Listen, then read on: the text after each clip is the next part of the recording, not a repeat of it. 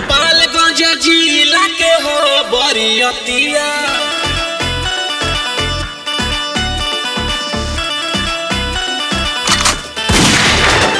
गोपालगंज जिला के हो बरियतिया।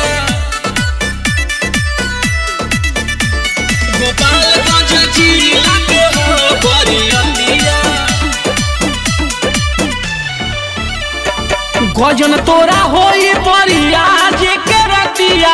आज के रतिया रे आज के रतिया।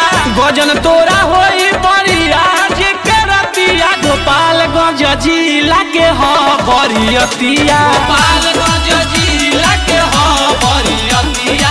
मानी नहीं बात आज उतारी तोहर नथिया।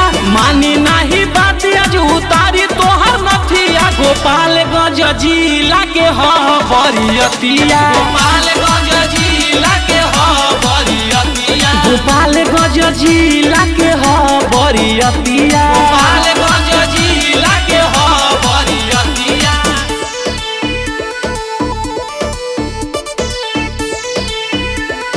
Kamlesh recording studio Mohammadpur. जब बाज जाई बारे खुलम खुला हो जाई।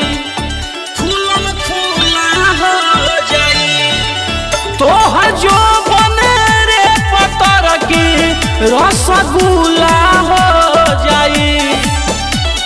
मनी है लाउसर हमनी के बतिया।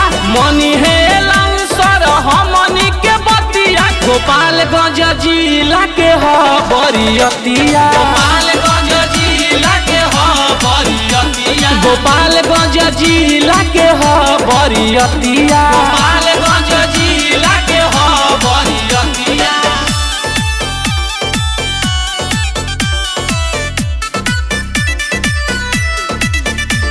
गोपालगंज जिला के हो बरियतिया।